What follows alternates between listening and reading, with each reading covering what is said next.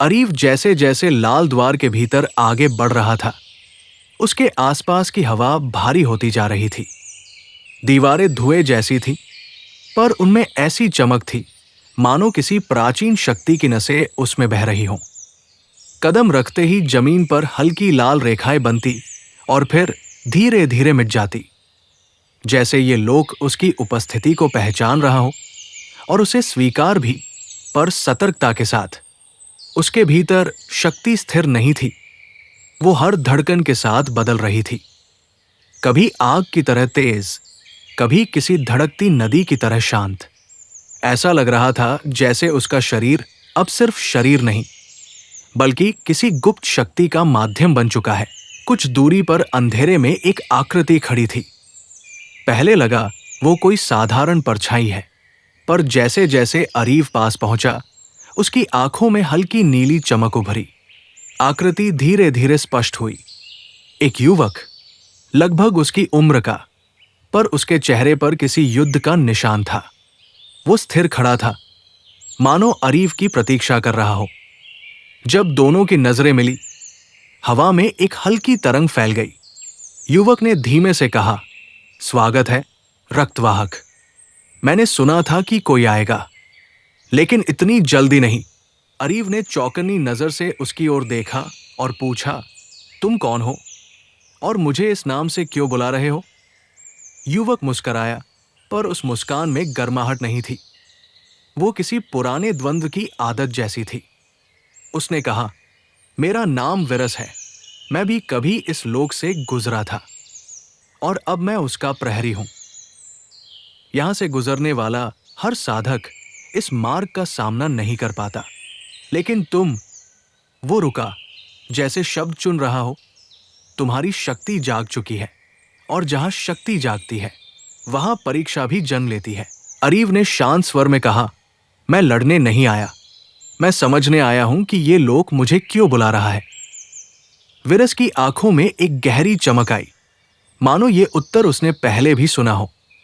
वो थोड़ा पास आया और धीमे स्वर में बोला, हर साधक यही कहता है। और फिर जब लोक उसके भीतर की सच्चाई उभारता है, वही साधक लड़ाई में बदल जाता है। अचानक हवा में एक भारी कंपन उठा। जमीन कुछ कदमों तक कांपी और एक लाल चक्र अरीव और विरस के बीच उभर आया। चक्र जीवित था, उसमें धड़कन थी, आवाज थी, ऊर्जा थी। विरस ने उसकी ओर देखा और कहा, यह चक्र तुम्हारी पहली पहचान मांगेगा। शक्ति नहीं, कारण। अगर तुम्हारे पास उत्तर नहीं, तो ये तुम्हें स्वीकार नहीं करेगा। अरीव ने चक्र के पास कदम बढ़ाया। उसकी सांस तेज थी, पर मन शांत रहा। उसने अपना हाथ धीरे से चक्र के ऊपर रखा। उसी क्षण उसके भीतर आग की नदी बहने लगी। यादें, दर्द, खोए हुए पल, अधूरी बातें, सब एक साथ उठ खड़े हुए। ये केवल शक्ति की परीक्षा नहीं थी, ये उसके अस्तित्व की परीक्षा थी। और फिर चक्र ने उससे एक प्रश्न किया। आवाज बाहर नहीं थी, वो उसके भीतर गूंजी। तू शक्ति क्यों चाहता है? रक्षा के लिए, बदले के लिए, या क्योंकि तुझे डर है कि बिना शक्ति के तू खो जाएगा? उस प्रश्न ने अरीव के मन को नहीं, उसकी आत्मा को छुआ। उसकी सांस अटक गई।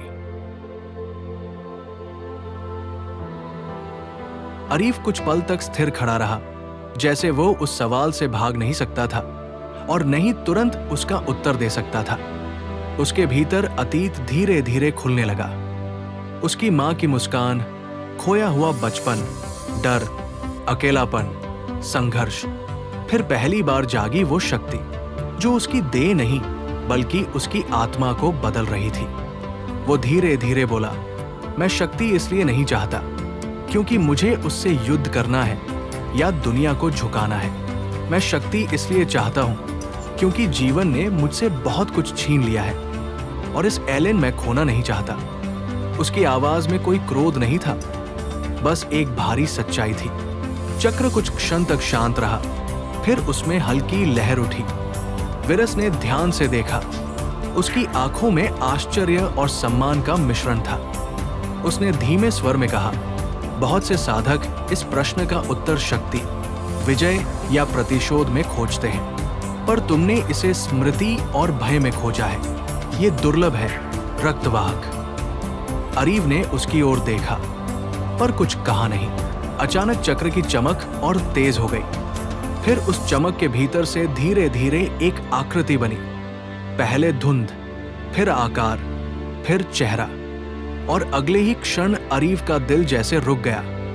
उसके सामने वही चेहरा था जिसे उसने खोया था, वो चेहरा जिसने कभी उसके बचपन को आश्रय दिया था।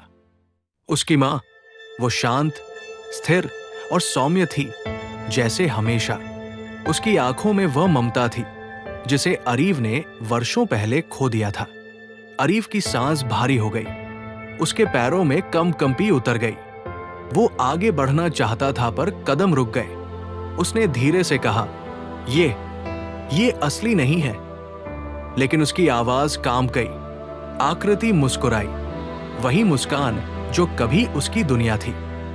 और फिर उसने कहा, अरीव, शक्ति उससे मत मांग जो तुझसे सब ले चुका है। शक्ति उससे मांग जो तू अभी भी बचाना चाहता है। उसके शब्द किसी छुरी की तरह अरीव की आत्मा में उतरे, लेकिन दर्द नहीं, क्लैरिटी लेकर। उसकी मां की आवाज मिटती गई, आकृति धुंध में बदल गई और फिर धीरे धीरे गायब हो गई। पर उसके शब्द भीतर जलते रहे। चक्र अब स्थिर हो चुका था, मानो उसने निर्णय ले लिया हो। उसने लाल रोशनी के एक पतले धागे की तरह अरीव के सीने की ओर एक चमक भेजी। वो चमक उसके शरीर में समा गई और अचानक उसके भीतर एक नई धड़कन जागी। ये कोई साधारण शक्ति नहीं थी। ये शक्ति नहीं मांगती, ये शक्ति दिशा देती है।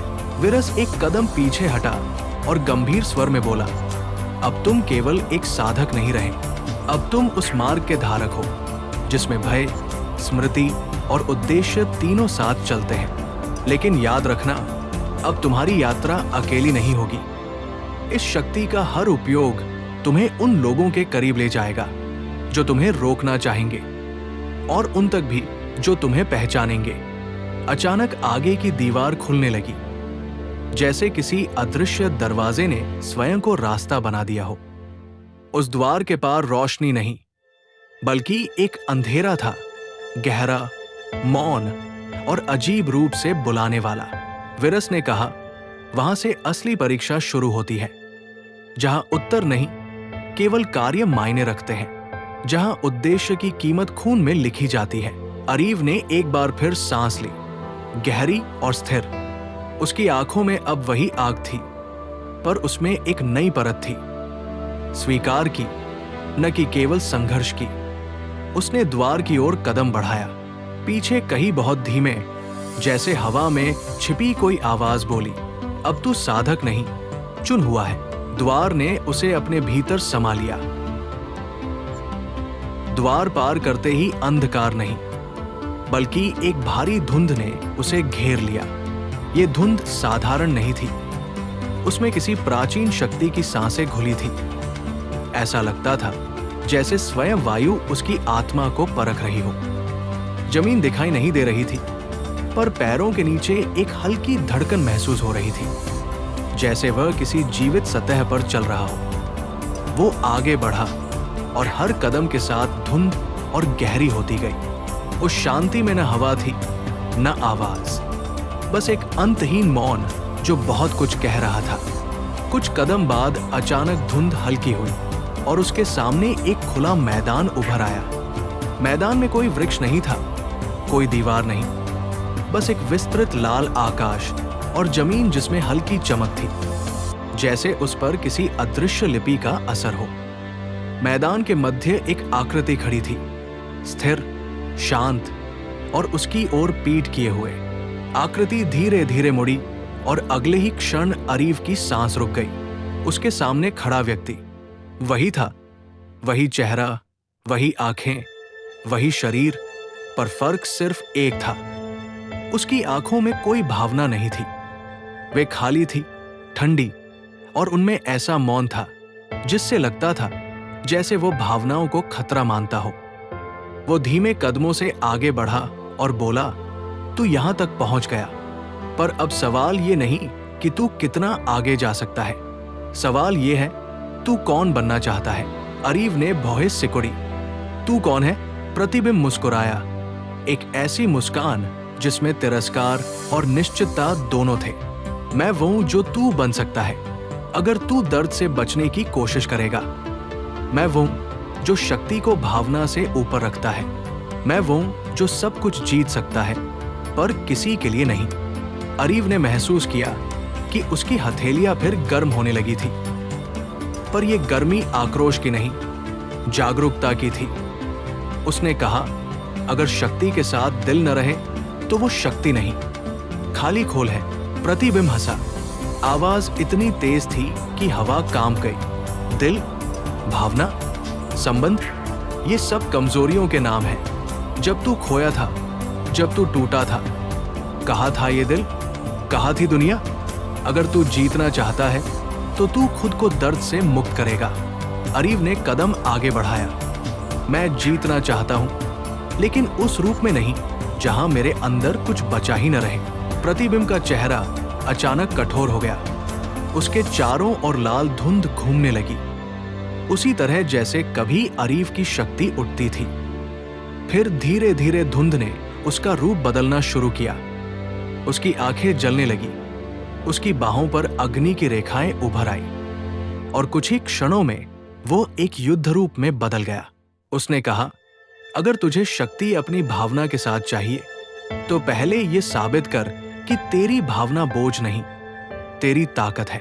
इसके साथ ही प्रतिबिंब ने हमला किया, बिना चेतावनी, बिना समय दिए। ऊर्जा की लहर हवा को चीरती हुई अरीव की ओर बढ़ी। अरीव ने तुरंत प्रतिक्रिया की। लाल शक्ति उसकी हथेलियों पर दमक उठी और उसने दोनों हाथ सामने लाकर भंवरढाल बना ली। प्रहार ढाल से टकराया और चारों ओर ऊर्जा के चिंगारियां फैल गई। प्रतिबिंब ने दूसरा हमला किया, इस बार और तेज। अरीव ने वार रोका, लेकिन उसके पैरों के नीचे जमीन फट गई। उसने सांस समेटी, आंखें बंद की और अपने भीतर उस पत्थर की धड़कन को महसूस किया जो उसे मिला था। जैसे ही वो धड़कन उसकी सांसों से जुड़ी, उसकी शक्ति स्थिर हो गई। अब वो केवल प्रतिक्रिया नहीं कर रहा था, वो समझ रहा था। उसने धीरे से कहा, मैं कमजोर नहीं हूं, मैं अपूर्ण हूं और अपूर्णता ही यात्रा को अर्थ देती है। ये कहते ही उसकी शक्ति बदलने लगी। अब वो कच्ची आग नहीं, बल्कि शांत चमक थी, स्थिर और नियंत्रित। उसने अपना हाथ उठाया और इस बार हमला प्रतिबिंब की शक्ति को पीछे धकेलता हुआ गया। प्रतिबिंब पीछे फिसला। पहली बार उसके चेहरे पर आश्चर्य उभरा। उसने धीमे स्वर में कहा, तो तू भावना को कमजोरी नहीं मानता? अरीव ने उत्तर दिया, नहीं, भावना मेरी शक्ति है, क्योंकि वहीं से मेरा क्यों जन्म लेता है। प्रतिबिंब कुछ क्षण उसे देखता रहा, फिर धीरे धीरे उसकी आकृति धुंध में बदलने लगी। अंत में उसने सिर्फ एक वाक्य कहा, तो अब तू अगले सत्य के लिए तैयार है, और वो पूरी तरह गायब हो गया। उस प्रतिबिंब के मिटते ही हवा फिर भारी हो गई, जैसे उस जगह से कोई महत्वपूर्ण सत्य उठ चुका हो और अब अगला चरण अपनी जगह बनाने लगा हो। धुंध धीरे धीरे नीचे बैठने लगी और जमीन पर पहले अंधेरे की जगह अब हल्की लाल चमक उभर आई। कुछ कदम बाद अरीव को आगे एक संकीर्ण मार्ग दिखा, पत्थर का, पर जीवित सा, क्योंकि हर कदम पर उस पर उजली रेखाएं चमकती और फिर गायब हो जाती। ये मार्ग केवल देखने के लिए नहीं था, ये स्वयं चेतावनी था। वापस जा सकता है, पर अब लौटने का अर्थ होगा कि तेरी यात्रा आधी रह गई। लेकिन अरीव अब लौटने वाला नहीं था। उसके भीतर की धड़कन स्थिर हो चुकी थी और उसका लक्ष्य अब भय नहीं, एक अटूट स्पष्टता था। जैसे ही वो आगे बढ़ा, हवा घनी होने लगी, मानो वो उसके शरीर का भार परख रही हो। ये भार शक्ति का नहीं, संकल्प का था। मार्ग के अंत में एक विशाल पत्थर का द्वार उभरा, ऊंचा, अंधकार से ढका हुआ, और उस पर रक्त जैसी चमक से अंकित एक वाक्य जो धीरे धीरे उभरता गया। जो खुद को समझ लेता है वो दूसरों के निर्णयों से मुक्त होता है, लेकिन जो अपनी सच्चाई से डरता है वो जीवन भर परछाइयों का दास रहता है। ये पंक्ति जैसे अरीफ के दिल के भीतर जा उतरी। कुछ सेकंड वो उसे बस देखता रहा, फिर उसने एक गहरी सांस ली और द्वार पर हाथ रखा। जैसे ही उसका स्पर्श पत्थर से टकराया, पूरा द्वार धड़क उठा, मानो उसमें कोई हृदय धड़क रहा हो। फिर एक गर्जना हुई, धीमी पर अंदर उतर जाने वाली। द्वार अपने आप खुलने लगा और भीतर से एक ठंडी लाल रोशनी बाहर फैली। द्वार खुलते ही एक विशाल कक्ष सामने आया, पर यह साधारण कक्ष नहीं था। इसके बीचों बीच एक ऊंचा स्तंभ था और उसके ऊपर तैर रहा था एक अजीब सा पारदर्शी गोला। उसमें ग्रहों जैसी आकृतियां घूम रही थी, जैसे समय, स्मृति और नियति एक साथ उसमें कैद हो। कक्ष की दीवारें चित्रों से भरी थी, पुराने साधकों के, युद्धों के, टूटे वचनों और अनगिनत जीतों के। अरीव ने एक चित्र देखा जिसमें एक साधक रोते हुए जमीन पर बैठा था और उसके पीछे वही पत्थर चमक रहा था जो अब उसकी हथेली में था। दूसरा चित्र दिखाता था एक साधक परछाइयों के भीतर खो गया। तीसरे चित्र में एक साधक अपने ही प्रतिबिंब से लड़ रहा था और चौथे में एक साधक 7 लोगों के सामने खड़ा था और उसकी आंखों में वही चमक थी जो अभी अरीव की आंखों में थी। तो ये मार्ग उन्हीं का है जो खुद से लड़ चुके हैं, उसने धीमे स्वर में कहा। तभी बिना आवाज के वाइन कक्ष में प्रवेश करता हुआ दिखाई दिया, जैसे वो धुंध से पैदा हुआ हो। उसके चेहरे पर कोई मजाक नहीं, कोई शरारत नहीं, बस शांत समझदार आंखें। उसने कहते हुए धीरे से मुस्कुराया, अजीब है ना, इतने सारे लोग शक्ति चाहते हैं पर खुद का सामना करने की हिम्मत बहुत कम में होती है। अरीफ उसकी ओर मुड़ा। तू यहाँ कैसे पहुंचा? वाइन ने हल्की हंसी छोड़ते हुए जवाब दिया, भाई, जब तू उस लाल बिजली के साथ अंदर आया था ना, उस शॉकवेव ने पूरा अकादमी हिला दिया। बाकी सब डर गए, कुछ भाग गए, कुछ रो पड़े और मैं क्यूरियस हो गया, और क्यूरियोसिटी हमेशा दरवाजे खोलती है। अरीफ कुछ बोलने ही वाला था कि वाइन की आंखें उस तैरते गोले पर टिक गई। वो कुछ क्षण स्थिर रहा, जैसे उस गोले में कुछ पड़ रहा हो। फिर उसने धीमी आवाज में कहा, यह साधारण शक्ति नहीं है, ये चुनाव है। ये तुझसे पूछेगा कि तू क्या बनना चाहता है, और याद रख, हर चुनाव में कुछ मिलता नहीं, कुछ खोना भी पड़ता है। अरीव ने गोले की ओर कदम बढ़ाए और उसकी हथेली में पत्थर ने फिर धड़कन छोड़ी, लेकिन इस बार यह साधारण धड़कन नहीं थी। ये किसी पुकार की तरह थी, जैसे वो पत्थर बोल सकता हो। तू तैयार है? अरीव ने आंखें बंद की और उसने बिना हिचक कहा, हाँ। गोला अचानक तेज हो गया, उससे प्रकाश निकला और पूरा कक्ष लाल रोशनी से भर गया। हवा में गूंज उठी, गहरी, भारी और इतनी पुरातन कि लगता था ब्रह्मांड का प्रारंभ उसी आवाज से हुआ था।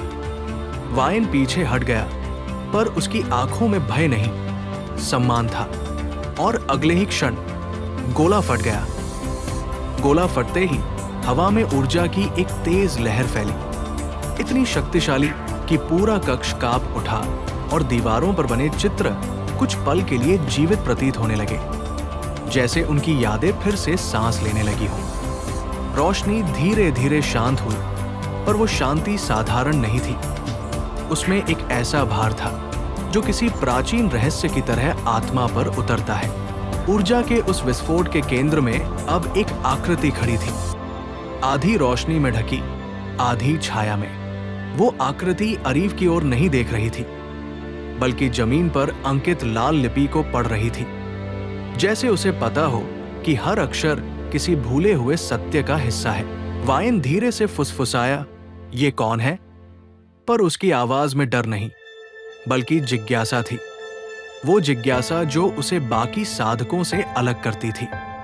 वो कुछ कदम आगे बढ़ा, पर जैसे ही उसकी परछाई उस ऊर्जा के घेरे को छूने वाली थी, वो अचानक रुक गया, न अपनी इच्छा से, बल्कि उस शक्ति की रोक से, मानो वो कह रही हो, ये परीक्षा केवल एक के लिए है।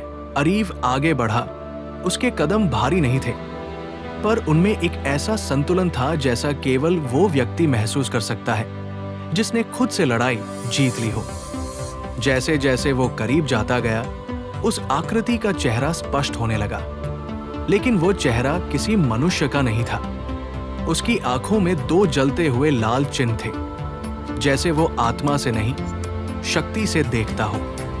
उसकी देह पर किसी प्राचीन योद्धा के चिन्ह थे, और उसकी आवाज तब गूंजी जब वो बिल्कुल सामने आ गया। तू रक्तपथ में प्रवेश कर चुका है। अरीव ने बिना झिझक जवाब दिया, मैं तैयार हूं। आकृति ने उसकी आंखों में देखा, गहराई से, जैसे वहां उत्तर छुपे हों। फिर उसने पूछा, तैयार होने का मतलब समझता है? यहां शक्ति दी नहीं जाती, छिनती है। यहां उत्तर नहीं मिलते, कीमतें दी जाती है। यहां सफर नहीं होता, रूपांतरण होता है। तो बोल, तू क्या चाहता है? इस प्रश्न में शक्ति थी, इतनी कि कक्ष की जमीन गर्म होने लगी और हवा में अशांत तरंगे उठ गई। पर अरीव की आवाज स्थिर थी, बिना कंपन के। मैं शक्ति इसलिए नहीं चाहता कि मैं दूसरों पर शासन करूं। मैं शक्ति इसलिए चाहता हूं ताकि मैं उस नियति का सामना कर सकूं जो मेरे सामने रखी गई है। मुझे कोई ताज नहीं चाहिए, मुझे नियंत्रण नहीं चाहिए। मुझे सिर्फ इतना चाहिए कि जब समय आए, मैं टूटू नहीं। कमरा कुछ पल के लिए बिल्कुल खामोश हो गया। फिर आकृति ने सांस ली और उसकी देह से प्रकाश की एक पतली रेखा उठकर हवा में फैल गई। वो रेखा धीरे धीरे बदलकर एक चमकती तलवार का रूप लेने लगी। पर वो तलवार वास्तविक नहीं थी, वो प्रतीक थी, निर्णय का, चुनाव का। तो ठीक है, आकृति बोली, यदि तू इस पद को स्वीकार करता है तो ये तलवार तेरी आत्मा में उतरेगी। ये तुझे बांधेगी नहीं, ये तुझे याद दिलाती रहेगी कि तेरी शक्ति की कीमत क्या है। अरीव ने हाथ आगे बढ़ाया, शांति से, बिना हड़बड़ाहट। जैसे ही उसकी उंगलियां उस चमक को छुई, तलवार भौतिक रूप में बदलने लगी। उसकी चमक अब आग की तरह नहीं, बल्कि रक्त की तरह बह रही थी, गाढ़ी, जीवित और धड़कती हुई। जैसे ही तलवार उसकी हथेली को छुई, वेदना उठी, लेकिन ये दर्द शरीर का नहीं था। ये दर्द ऐसा था जैसे किसी ने उसकी आत्मा में बंधे घावों को खोल दिया हो। उसे उसके हर छिपे डर, हर छूटे पल, हर खोए हुए इंसान, हर अपूर्ण निर्णय का भार दिखा रहा हो। उसकी सांस भारी होने लगी, पर उसने हाथ नहीं छोड़ा। उसकी आंखों में दर्द नहीं, दृढ़ता थी। आकृति धीरे से बोली, याद रख, जो शक्ति तू ढो रहा है वो केवल तेरी नहीं, उन सबका भी है जो रास्ते में गिर गई आवाजें बन गए। अरीव ने दांत भींचकर कहा, मैं छोड़ने नहीं आया, मैं सहने आया हूं। तलवार उसकी आत्मा में उतर गई और उसी क्षण उसकी देह से एक तेज लाल प्रकाश उठा। हवा कांप गई, दीवारों पर बने चित्र झिलमिलाए। वायन पीछे हट गया, पर उसकी आंखें गर्व से भरी थी।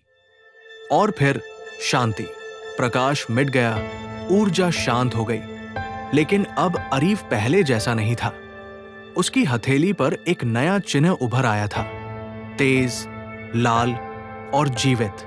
आकृति बोली, अब तू रक्त धारक है। अरीव ने सांस ली और उसकी आवाज एक वचन जैसी गूंजी, तो यात्रा अब शुरू होती है। कक्ष में कुछ क्षण पूर्ण मौन रहा। वो मौन जो साधारण खामोशी नहीं, बल्कि किसी निर्णय के बाद आने वाली स्थिरता होती है, जहां सब कुछ बदल चुका होता है, पर दुनिया अभी उस परिवर्तन को समझना बाकी रखती है। अरीव की हथेली पर चमकता नया लाल चिन्ह धीरे धीरे धड़क रहा था, मानो वो केवल चिन्ह नहीं, बल्कि किसी जीवित आत्मा का स्पंदन हो। उस चिन्ह की धड़कन उसके दिल की धड़कन के साथ ताल मिला चुकी थी। दो नहीं, एक ही लय। वायन धीरे धीरे आगे आया। उसकी आंखों में अब वो हल्की हंसी नहीं थी जो वो आमतौर पर दुनिया पर फेंकता था। पहली बार उसके चेहरे पर गंभीरता थी, वो गंभीरता जो केवल तब आती है जब इंसान किसी ऐसे परिवर्तन को देखता है जो इतिहास में दर्ज होने वाला हो। उसने धीमे स्वर में कहा, तो अब सब कुछ बदल गया है ना? और उसके शब्दों में जलन नहीं, ईर्ष्या नहीं, बस एक सम्मान था, जैसा योद्धा किसी दूसरे योद्धा को देता है जिसने दर्द से गुजरकर जन्म लिया हो। अरीव ने उसकी ओर देखा, लेकिन उसकी आंखों में अब पहले जैसी बेचैनी या भय नहीं था। उनमें एक अजीब सी शांति थी, जैसे उसकी आत्मा ने एक नया आधार पा लिया हो। उसने कहा, नहीं, सब कुछ नहीं, लेकिन अब मैं रास्ते को देखकर भागूंगा नहीं। वो वाक्य साधारण था, पर उसकी गहराई महसूस होती थी। उसी पल कक्ष का वातावरण फिर बदलने लगा। दीवारों पर मौजूद प्राचीन लिपियां चमकने लगी और पूरे कक्ष में हल्का कंपन दौड़ गया, जैसे स्वयं ये लोग जाग रहा हो। आकृति, जो अभी तक शांत खड़ी थी, उसने कदम पीछे लिया और उसकी आवाज हवा की गूंज जैसी हुई। रक्तधारक चुना जा चुका है, अब ये लोग तुम्हें प्रतीक्षा में नहीं रखेगा। पर याद रख, शक्ति मिली है तो उसके साथ पहला परीक्षण भी मिलेगा। अरीव ने पूछा, कौन सा परीक्षण? आकृति ने धीरे धीरे उंगली से कक्ष की दिशा बदल दी और रोशनी ने एक नया दृश्य सामने ला दिया। जहां पहले धुंध थी, अब वहां एक विशाल पत्थर का नक्शा था। 7 राहें, 7 द्वार, और हर द्वार के आगे एक अलग चिन्ह। पहला चिन्ह लाल, रक्त जैसा। दूसरा हरा, जीवन जैसा। तीसरा नीला, वायु जैसा। चौथा काला, शून्य जैसा। 5वां स्वर्ण, सूर्य जैसा। छठा चांदी, चंद्र जैसा। और 7वां ना रंग ना रूप, बस खालीपन। वाइन ने धीमे से कहा, ये 7 लोकों की राहें हैं। आकृति बोली, हर राह का अपना नियम है, अपना मूल्य है, और हर साधक को इनमें से चुनना होता है। पर केवल वह जो रक्तधारक बनता है, उसे 7वां राह देखने का अधिकार मिलता है। वो राह जहां स्वयं नियति अपना उत्तर देती है। अरीफ की नजर 7वें चिन्ह पर ठहर गई। वो बाकी सबकी तरह चमकता नहीं था, पर उसमें एक खिंचाव था, जैसे वो चुपचाप कह रहा हो, तू जानता है तेरा मार्ग कौन सा है। लेकिन उससे पहले कि वो कदम बढ़ा पाता, आकृति ने कहा, जल्दी मत कर। हर शक्ति को समझना पड़ता है, हर राह को सुनना पड़ता है। जो जल्दबाजी में चुने, वे 7 राहों का भार नहीं सह पाते। तभी कक्ष के ऊपर आसमान जैसा आकर बदल गया और बाहर की दुनिया दिखाई दी। अकादमी, विद्यार्थी, पर्वत, हवा और वो संसार जिसे अरीफ पीछे छोड़ आया था। पर सब उसे अब अलग दिख रहे थे। अब वो केवल विद्यार्थी नहीं था, वो कोई ऐसा व्यक्ति था जिसे संसार देख रहा था, पर कोई समझ नहीं पा रहा था। वाइन ने धीरे से उसकी पीठ पर हाथ रखा और कहा, चलो अब वापस चलते हैं। जो भी आगे होगा उसे साथ में देखेंगे। उस वाक्य में दोस्ती नहीं, वचन था। अरीव ने आखिरी बार कक्ष, स्तंभ और उस मौन आकृति को देखा। फिर उसने पलटकर कहा, मैं लौट कर आऊंगा जब मैं तैयार हो जाऊंगा। आकृति ने पहली बार सिर झुकाया, जैसे वो स्वीकार कर रही हो कि निर्णय सही था। द्वार फिर खुला और लाल रोशनी धीरे धीरे फीकी होती गई। अरीफ और वाइन ने संसार में वापस कदम रखा, पर इस बार संसार वही था, अरीव नहीं।